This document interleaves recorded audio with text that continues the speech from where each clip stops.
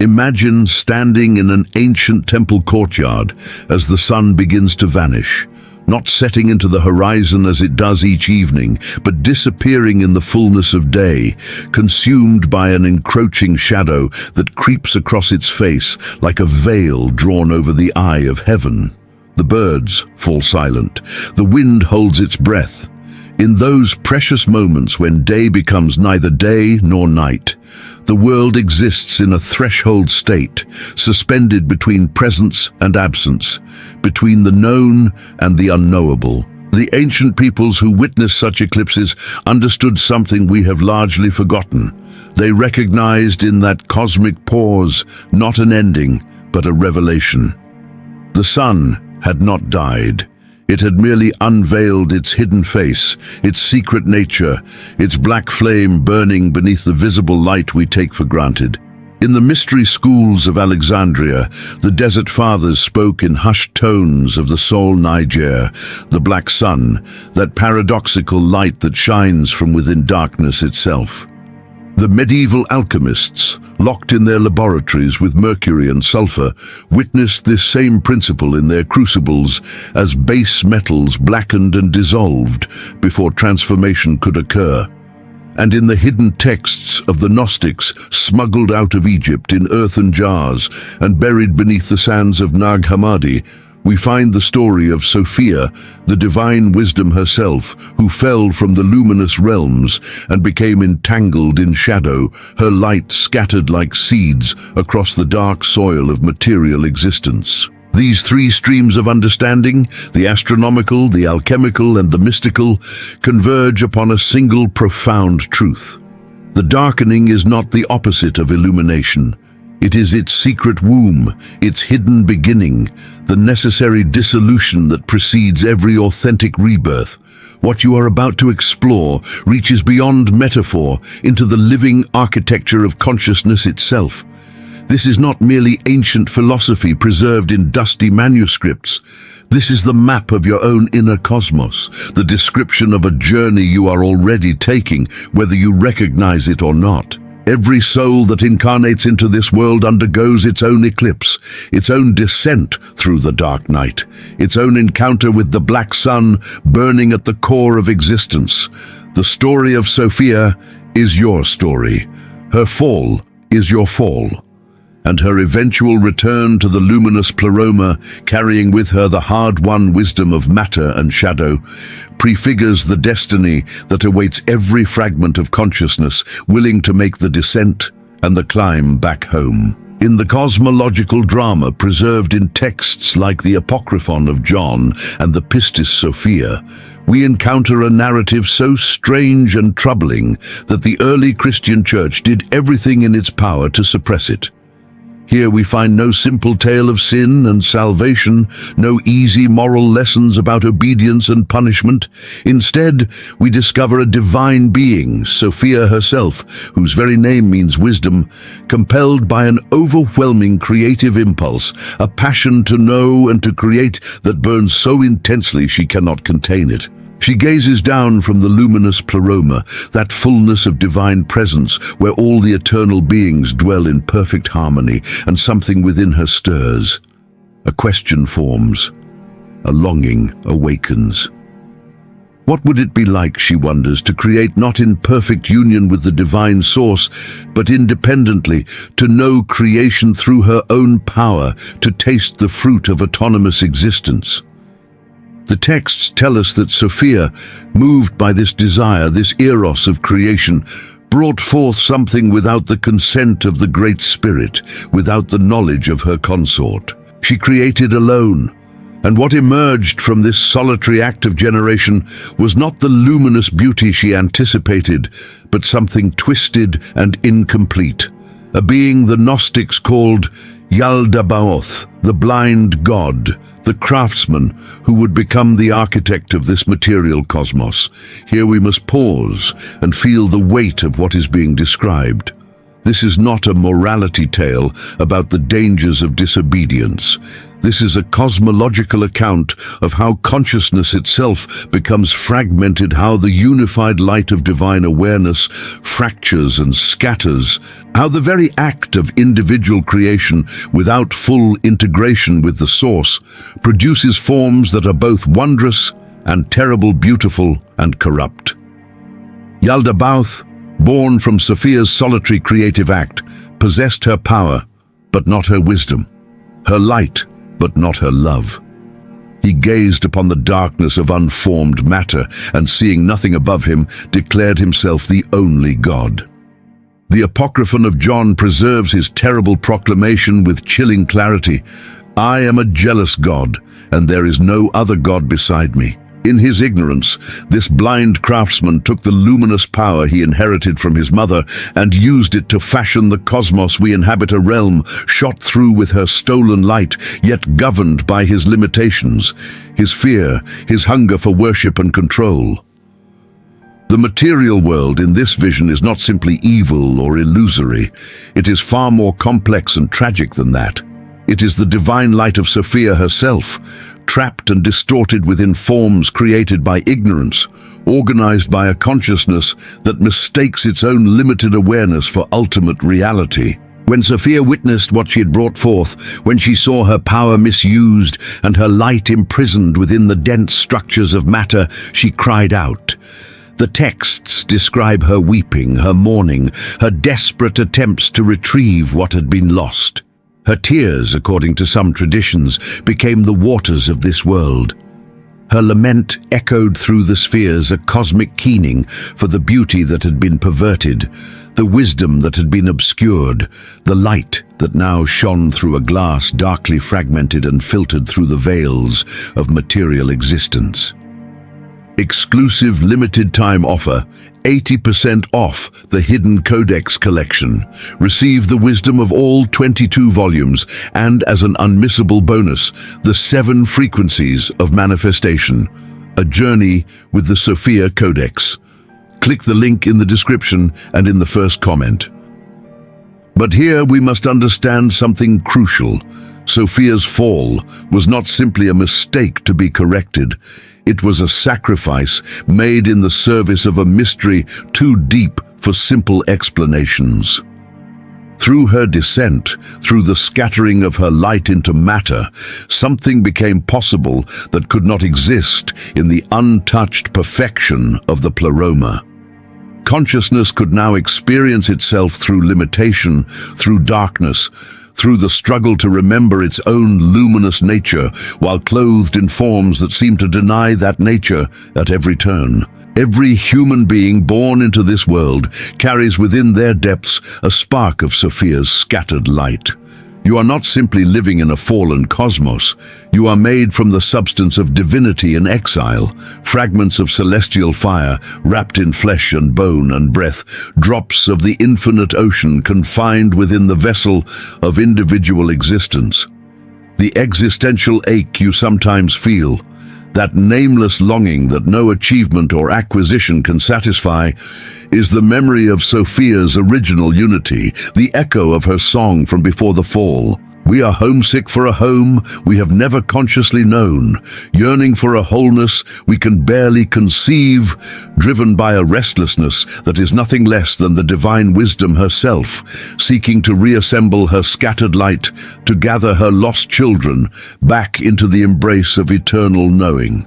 This brings us to the threshold of understanding what the alchemists truly meant when they spoke of the nigredo, the blackening, the first and most terrifying stage of the great work. In their sealed vessels, they watched as beautiful bright substances dissolved into formless black matter. Gold became shadow, crystal became sludge. The careful structures they had built liquefied and putrefied, releasing foul odors and taking on the appearance of death itself. The uninitiated observer would see only destruction, only the ruination of valuable materials. But the true alchemist recognized this blackening as the necessary first stage of transformation. Nothing can be transformed that has not first been dissolved. No new form can emerge until the old form has been thoroughly broken down into its primordial components. The nigredo represents the death of all false structures, all superficial organizations, all the provisional identities we construct to navigate existence without confronting its terrible and beautiful truth. In the medieval text known as the Rosarium Philosophorum, the adepts described this stage with unflinching honesty. They called it the crow's head, the raven's wing, the eclipse of the sun. They warned that many seekers would turn back at this threshold, frightened by the apparent destruction of everything they had worked to build. The ego, that carefully constructed sense of separate self that we mistake for our deepest identity, faces its dissolution in the nigredo. All the stories we tell ourselves about who we are, all the accomplishments we use to shore up our sense of worth, all the beliefs we cling to for security, these must putrefy and decompose, must return to the prima materia, the first matter, before any authentic transformation can occur. This is why the alchemical texts speak of the black sun with such reverence. It is not the sun that has died, but our limited perception of what the sun is. It is not light that has vanished, but the false light of ego consciousness making way for the true light of integrated awareness. Seekers, we've just launched a new channel dedicated to spiritual awakening and manifestation, The Hidden Path. To welcome new subscribers, we're offering a complimentary ebook, Alignment, 7 Phases of Consciousness Awakening. Get your copy by subscribing to the channel using the link in the description. The psychological implications of this process cannot be overstated. Every genuine spiritual awakening, every real initiation, every authentic dark night of the soul follows this pattern of dissolution and reconstruction. You cannot ascend to the albedo, the whitening, the purification that follows the nigredo, without first surrendering everything you believe yourself to be. The mystics of every tradition have testified to this truth. St. John of the Cross described the dark night in which all consolations are withdrawn, all former certainties crumble, and the soul hangs suspended in what feels like abandonment by the very divine presence it sought to approach. The Buddhist practitioners speak of dissolution experiences in deep meditation, where the constructed self falls away and consciousness confronts the groundless ground, the void that is simultaneously the source of all form. The shamanic initiations documented by anthropologists worldwide consistently involve a symbolic death, a dismemberment of the old self, before the initiate can be reconstituted with new power and vision. This is the hidden teaching embedded in Sophia's story.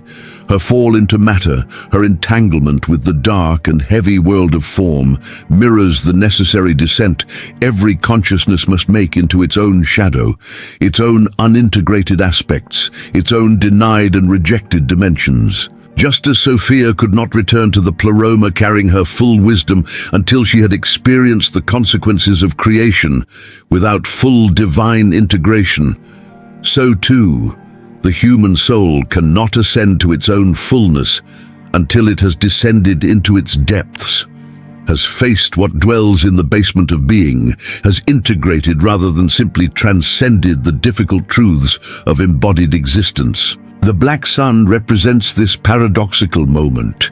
The light is most present precisely when it appears most absent. The divine is closest when it seems most distant. The transformation is most active when everything appears to be dying. Ancient civilizations understood the eclipse not as a terrifying anomaly, but as a sacred reveal, a moment when the hidden architecture of the cosmos became briefly visible. In Egypt, during the brief minutes when the sun darkened, the priests performed specific rituals designed to support the sun's passage through the underworld, to ensure its return to the sky.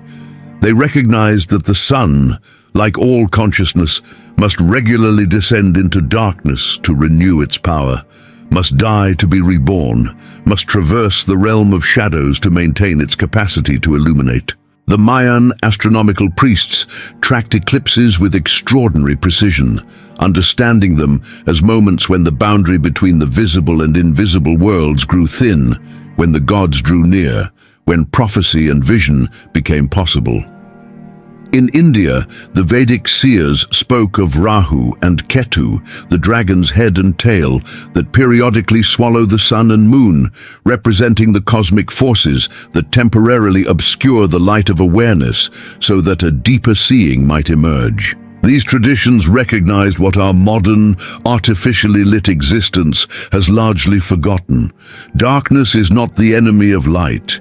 It is its complement, its partner in the sacred dance of manifestation and withdrawal, appearance and disappearance, revelation and concealment. The sun that shines at noon, brilliant and obvious, reveals the surfaces of things. But the black sun, the hidden light that burns at midnight, reveals the depths. It illuminates the invisible connections, the secret correspondences, the hidden unity beneath apparent multiplicity. This is why mystery schools from Eleusis to Tibet have conducted their most profound initiations in darkness, or at night why the Eleusinian mysteries reached their climax in a darkened chamber, where initiates witnessed something that no words could capture, why the alchemists worked in sealed vessels away from the light of common day. The black sun teaches us that illumination does not mean the absence of shadow. True enlightenment, if we dare use such an overused word, involves seeing in the dark, developing a vision that does not depend on the light of ordinary consciousness. It means cultivating what the Sufis called the eye of the heart, that organ of spiritual perception that can discern the traces of divine presence in all conditions, in sorrow as well as joy, in loss as well as gain, in the void as well as in fullness. When Sophia's light fell into matter, it did not simply create prisons for consciousness. It also planted seeds, dormant sparks, potential points of awakening scattered throughout the dense world of form. Each of these sparks, each human soul, carries within it the capacity to remember, to awaken, to recognize its own divine origin, even while clothed in flesh and circumstance. But here we must confront a darker aspect of this story, a shadow that has haunted the symbol of the black sun throughout history. In the 20th century, twisted ideologies appropriated this ancient symbol, perverting its meaning into something aligned with domination, racial superiority, and the glorification of violence. The archontic forces, those powers that feed on fear, division, and the denial of our shared luminous nature, have always sought to corrupt the most potent spiritual symbols, to invert their meaning, to weaponize what was meant to liberate. This is the way of the false light, the counterfeit illumination that the Gnostics warned against. Not all that glitters is divine gold.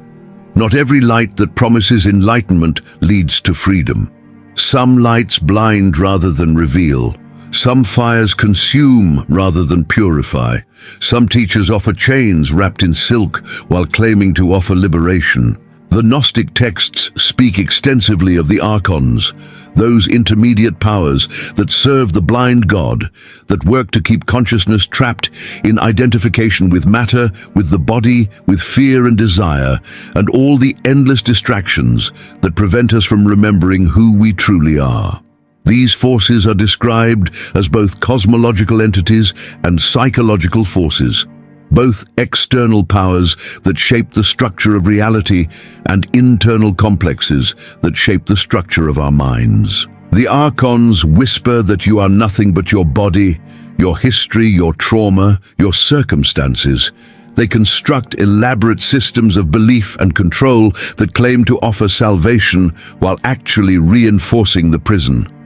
They pervert authentic spiritual symbols into tools of manipulation and domination. The black sun, which truly represents the hidden light within darkness, the potential for transformation through dissolution, becomes in their hands a symbol of death worship, of nihilism, of the glorification of destruction, without the promise of rebirth. This perversion must be named and rejected.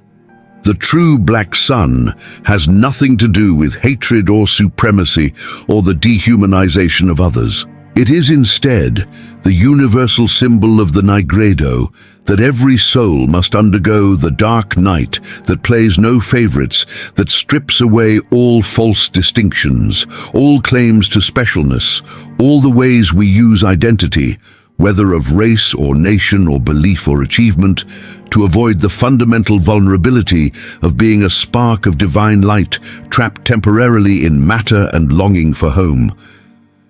The authentic teaching of Sophia's fall and return is radically egalitarian. Every human being without exception carries her light. Every consciousness without exception is a fragment of the divine wisdom seeking to reassemble itself. Every soul without exception must make the descent into shadow and the climb back toward the source. There are no chosen people in this cosmology, except in the sense that all are chosen, all are called, all are needed for the great work of gathering the scattered light back into wholeness. How then do we approach the black sun, not as a symbol of perverted power, but as a genuine initiatory threshold, a doorway into transformation? The alchemists provide us with practical guidance, for their entire art was devoted to navigating this territory. They emphasized that the work must begin with the right material. You cannot transform what you have not first honestly acknowledged. The false self, with all its pretensions and defenses, must be recognized for what it is before it can be dissolved. This requires a brutal honesty, a willingness to see through our own stories, to acknowledge our shadow aspects, to admit the ways we have participated in our own imprisonment. The alchemists called this stage the visitation of the material, the careful examination of what is actually present rather than what we wish were present. Once the material has been properly identified and prepared, the work of dissolution can begin. The texts speak of solve et coagula, dissolve and coagulate, break down and rebuild, again and again in an ascending spiral of refinement. Each cycle of dissolution brings you deeper into the prima materia, the original undifferentiated stuff of consciousness before it takes on specific forms and identities. In this formless state, ancient patterns can finally release their grip. Trauma held in the body can finally discharge.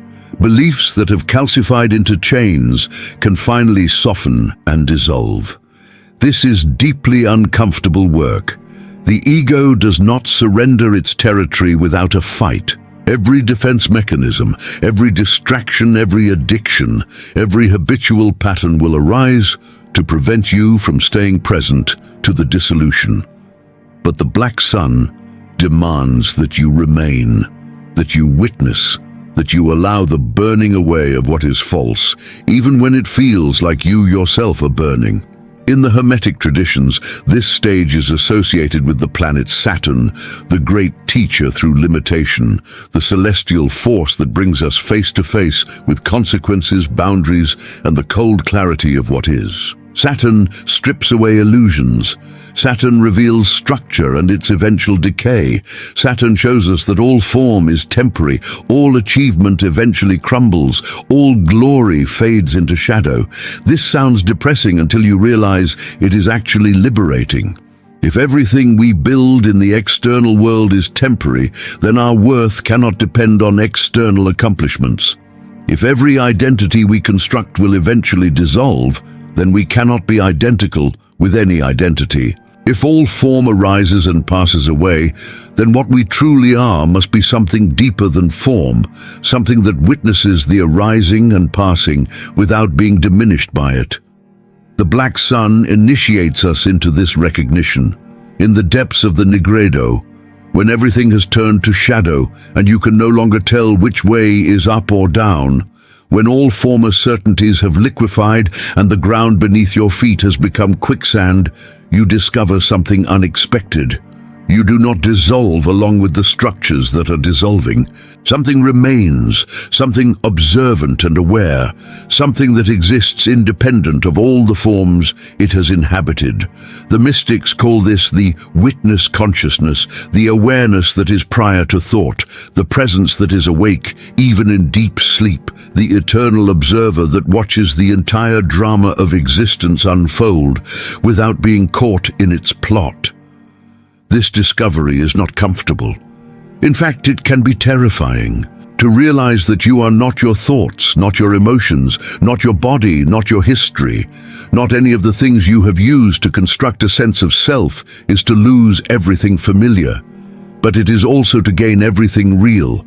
As the nigredo deepens and the false structures continue their dissolution, something else begins to occur. Fragments of genuine wisdom start to emerge from the darkness, like stars appearing in the twilight sky. These are not new insights imposed from outside, but remembrances from within, recoveries of what was always true, but had been obscured by the overlay of conditioning and false identity. The alchemists called these first glimmerings the cauda pavonis, the peacock's tail, those iridescent hints of color that appear in the black prima materia right before the transition to the albedo begins. You start to see connections you never noticed before. Patterns become visible that were always present but invisible to your previous mode of perception. The suffering that seemed meaningless reveals itself as the pressure that created the diamond. The wounds that seemed only destructive reveal themselves as the cracks through which the light entered. This is where Sophia begins her return. Not all at once, not in a sudden blaze of glory that bypasses the work of integration, but gradually, incrementally, as each fragment of scattered light recognizes itself and remembers its origin. In the Pistis Sophia, the longest of the Gnostic texts, we witness Sophia crying out 13 times from her place of exile, 13 prayers and lamentations that rise from the depths of matter toward the distant pleroma. Each cry represents a stage of awakening, a progressive remembering, a gradual disentanglement from the archontic powers that sought to keep her light imprisoned forever. And in response to her cries, the Savior descends, not to rescue her from above, but to remind her of her own power, to reveal to her that she has always possessed the capacity to liberate herself, that her fall was never a condemnation, but an exploration, that her exile has always been temporary, even when it felt eternal. This is the profound reversal at the heart of the teaching. Sophia does not need to be saved in the sense of being passive victim awaiting external rescue. She needs to remember what she has always been, to recognize her own light even in the midst of darkness, to reclaim her power from the forms that have temporarily contained it. And this remembering, this anamnesis, as the Greeks called it, is precisely what occurs in every genuine moment of gnosis, every authentic spiritual awakening. You do not gain something you never had. You remember something you have always been. The light does not enter from outside. It blazes forth from within, revealing that even in your deepest darkness, even in your most complete sense of separation and exile, the black sun has been burning all along. Your own hidden light patiently waiting for the moment when you would turn toward it and recognize it as yourself. The return journey. The path from nigredo to albedo to rubedo. From black to white to red, from dissolution to purification to integration, follows the same pattern whether we are speaking of alchemical processes, psychological maturation, or spiritual awakening.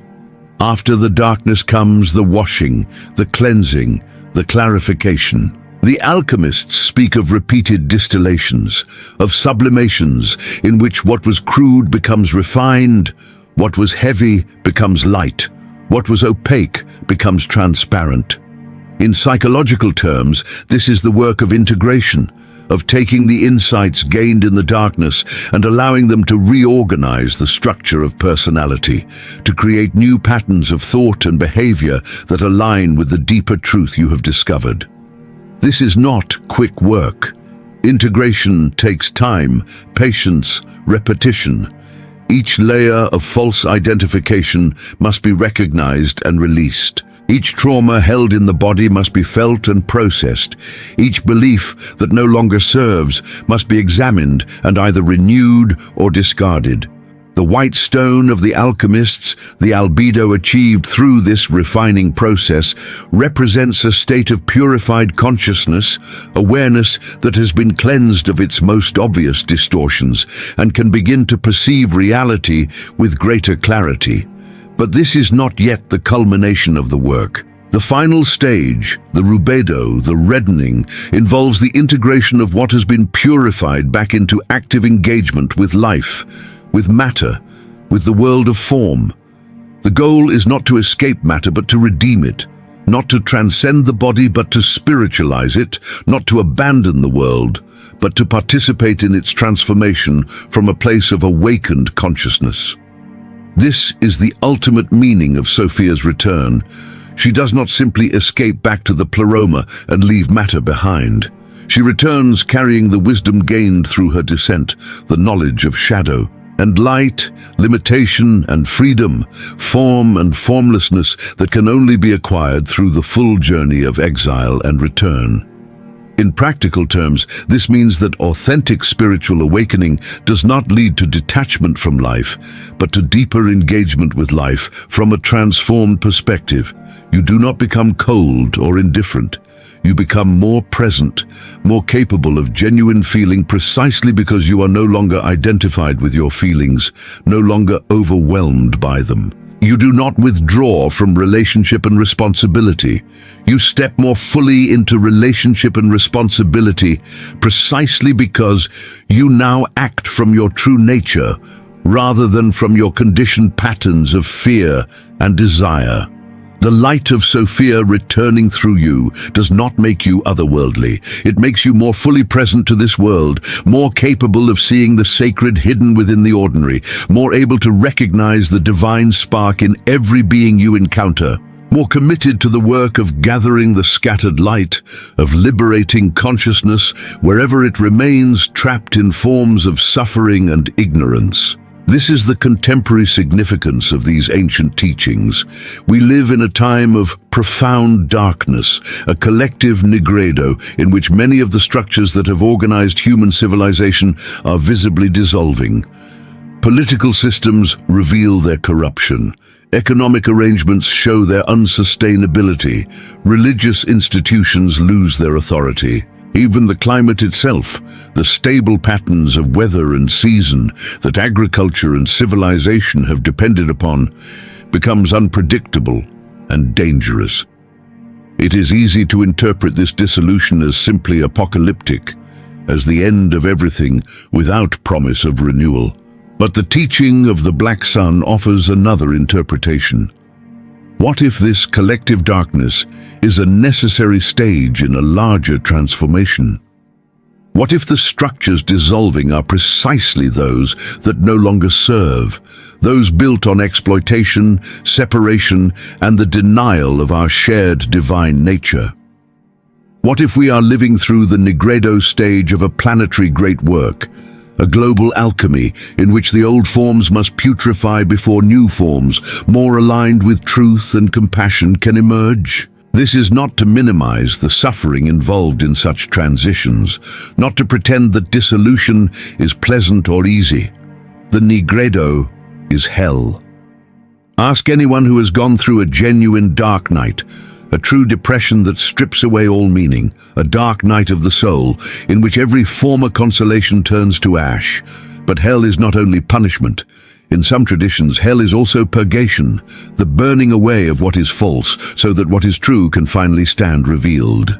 If we are living through a collective dark night, then our task is not to deny it, not to pretend the darkness is not dark, not to skip ahead prematurely to forced positivity and superficial light.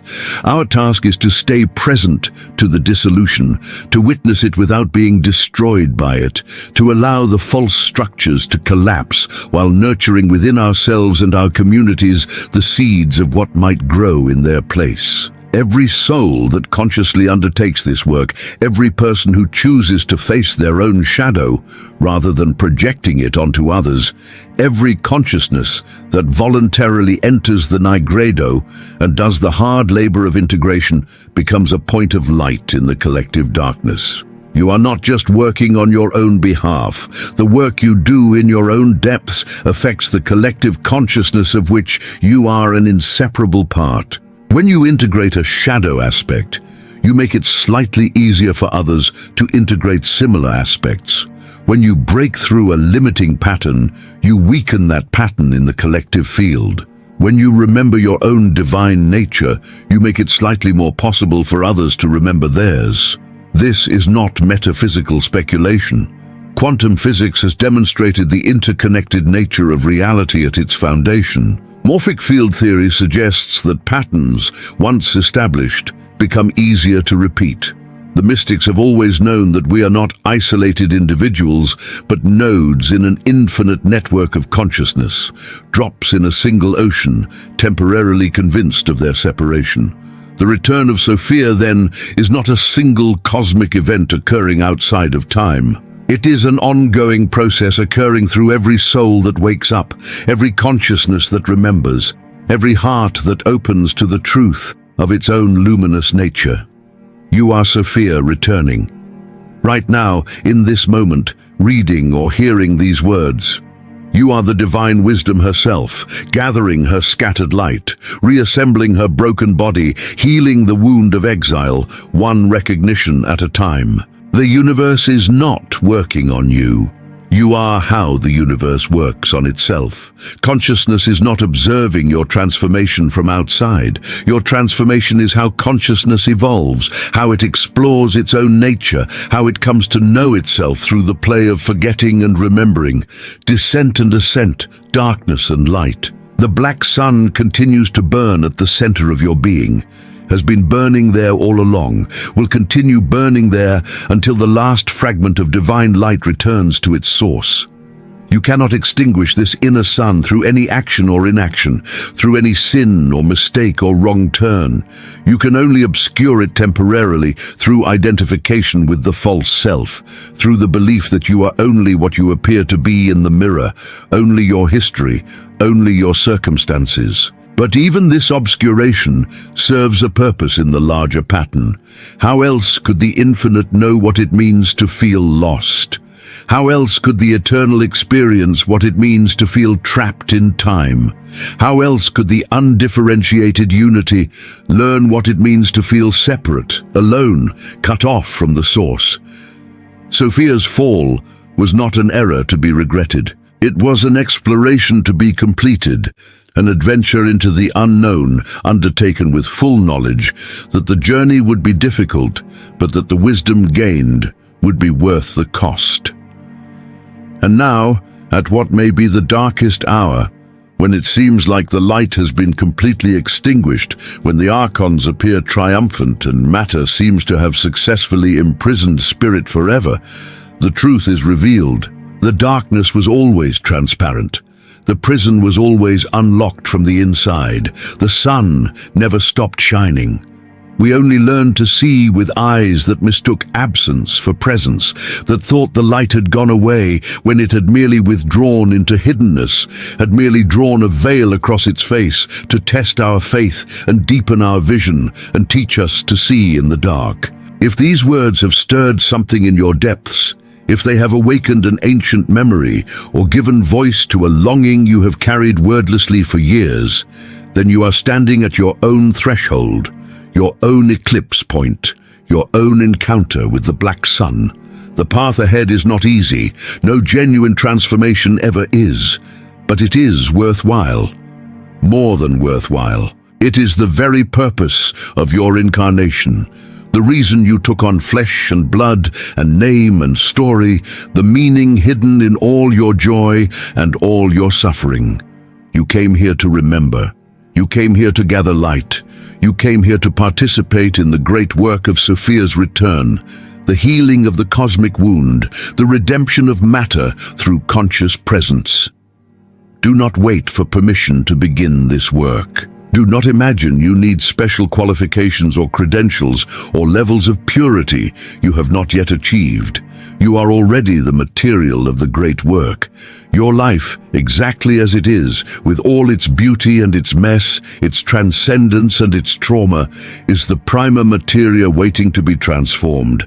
The black sun is already rising within you, already dissolving the false structures, already preparing the ground for what wants to emerge. Your task is simply to stay present, to pay attention, to say yes to the dissolution when it comes, to trust the darkness when you cannot yet see the light that will emerge from it, to remember in your depths that you are the thing you are seeking, that the divine wisdom you long for is longing for you with equal intensity, that Sophia falling is you forgetting, and Sophia rising is you remembering, and this eternal rhythm of descent and ascent, exile and return.